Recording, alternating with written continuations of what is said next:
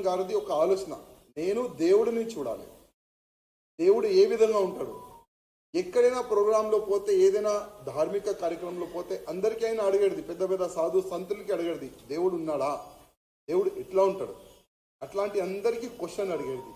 కానీ అందరు సాధు సంతులు చెప్పేది దేవుడు ఉన్నాడు, దేవుడు. కానీ స్వామి రామకృష్ణ పరమహంస గురువు గారు దేవుడు ఎట్లా ఉంటాడు ఆయన దర్శనం చేపించిన తర్వాత స్వామి వివేకానంద గారు నా జీవితం, నా ధర్మం గురించి, నా దేశం గురించి, నా సమాజం గురించి, భారతదేశం మొత్తం యాత్ర చేసినైనా ప్రతి ఒక్క భాష ఏ విధంగా ఉంటుంది, ఆ కులం పిచ్చి కూడా చాలా వరకు ఉండేది. కులం పిచ్చి ఉండకూడదు, మనమందరం ఒకటే సమానం, ఆ సందేశం తీసుకొని అయినా ముందుకెళ్ళాడు. అందుకోసం ఇవాళ ఆయనకి స్వామి వివేకానంద చెప్పేది. అదేవిధంగా ఇవాళ చాలా మంచి కార్యక్రమాలు యావత్ భారతదేశం జరుగుతుంది. మా భారతీయ జనతా పార్టీ తరఫు నుంచి ఆయనకి ప్రణామం చేసుకుంటా. ప్రతి ఒక్క యువకులకి మేము రిక్వెస్ట్ చేసేది ఒక్కటి, మీరు కూడా సమాజం గురించి, దేశం గురించి, ధర్మం గురించి ఏదైనా చేయాలనుకుంటే స్వామి వివేకానంద గారికి మీరు ఫాలో చేయాలి, ఆయన ఇచ్చిన సందేశంకి ఫాలో చేయాలని మేమందరి యువకులకి రిక్వెస్ట్ చేస్తున్నాం. ధన్యవాదాలు. ఇవాళ జన్మదిన కార్యక్రమం భారతీయ జనతా పార్టీ తెలంగాణ స్టేట్ ఆఫీస్లో చాలా వైభవంగా జరుపుకున్నాం. అదేవిధంగా ఈ కార్యక్రమంకి వచ్చిన భారతీయ జనతా పార్టీ అధికారులు, యువమోర్చా కార్యకర్తలు, మా మహిళా శక్తి అందరూ కూడా ఈ కార్యక్రమంలో పాల్గొన్నారు. ఇవాళ యావత్ భారతదేశం కాకుండా యావత్ ప్రపంచంలో స్వామి వివేకానంద గారిది జన్మదిన కార్యక్రమం చాలా వైభవంగా జరుగుతుంది. భారతదేశంలో కాకుండా విదేశాల్లో కూడా స్వామి వివేకానంద గారిది జన్మదిన కార్యక్రమం జరుగుతుందంటే ఆయన భారతదేశం కాకుండా యావత్ ప్రపంచంలో కూడా ఆయన గొప్పతనం గురించి, ఆయన చేసిన మార్గదర్శనం గురించి అందరూ కూడా యాద్ చేసుకుంటారు. అదేవిధంగా స్వామి వివేకానంద గారు 12 జనవరి 1863లో కోల్కత్తాలో జన్మించిండు. వాళ్ళ నాన్నగారు విశ్వనాథ దత్ హైకోర్టులో చాలా మంచి అడ్వకేట్ గారు ఉండే. అదేవిధంగా వాళ్ళ అమ్మగారు భువనేశ్వరి దేవి. అంటే మన ఇంట్లో ఏ విధంగా వాతావరణం ఉంటే అదే వాతావరణం పిల్లల్లో కూడా వస్తుంది.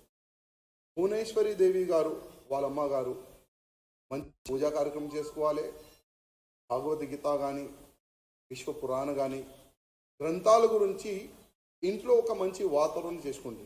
చుట్టుపక్కల ఇంట్లో కూడా పిలిపించి ఆ కార్యక్రమంలో అందరూ కూడా ఇన్వాల్వ్ చేసేది. అదే కార్యక్రమంలో స్వామి వివేకానంద గారు కూడా ఇన్వాల్వ్ అయ్యేది. ధర్మం గురించి, దేశం గురించి, సమాజం గురించి ఏదో నేను తెలుసుకోవాలి, ఒక మంచి భావన చిన్నప్పటి నుంచే ఆయన మనసులో పుట్టింది. అదే మంచితనం ఇవాళ మనం చూస్తున్నాం. యావత్ భారతదేశంలో ఆయన ఇచ్చిన సందేశం గుర్తిస్తారు. చాలా వరకు ఇవాళ ఉన్న యువకులు ఫాలో చేస్తారు. అదేవిధంగా నేను ఏదో ఒక మహానుభావు, ఒక గురుగా చేసుకోవాలని ఒక సంకల్పమైనది. స్వామి రామకృష్ణ పరమహంస ఆయన ఒక గురువుగా ఆయన నమ్ముకుండు. మన కోల్కత్తాలో కాళీమాత టెంపుల్, అక్కడనే స్వామి గారు ఉండేది. అక్కడ పోవాలి, దర్శనం చేసుకోవాలి, ఆయన చెప్పిన మార్గదర్శనంలో నడవాలి. స్వామి వివేకానంద గారిది ఒక ఆలోచన, నేను దేవుడిని చూడాలి, దేవుడు ఏ విధంగా ఉంటాడు. ఎక్కడైనా ప్రోగ్రాంలో పోతే, ఏదైనా ధార్మిక కార్యక్రమంలో పోతే అందరికీ అయినా అడిగేది, పెద్ద పెద్ద సాధు సంతులకి అడిగేది, దేవుడు ఉన్నాడా, దేవుడు ఎట్లా ఉంటాడు, అట్లాంటి అందరికీ క్వశ్చన్ అడిగేది.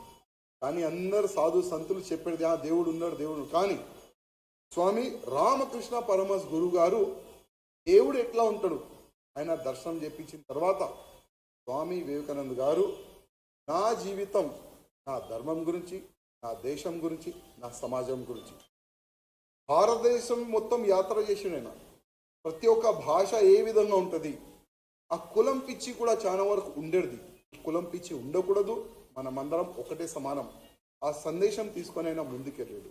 అందుకోసం ఇవాళ ఆయనకి స్వామి వివేకానంద చెప్పేది. అదేవిధంగా ఇవాళ చాలా మంచి కార్యక్రమాలు యావత్ భారతదేశం జరుగుతుంది. మా భారతీయ జనతా పార్టీ తరఫు నుంచి ఆయనకి ప్రణామం చేసుకుంటా.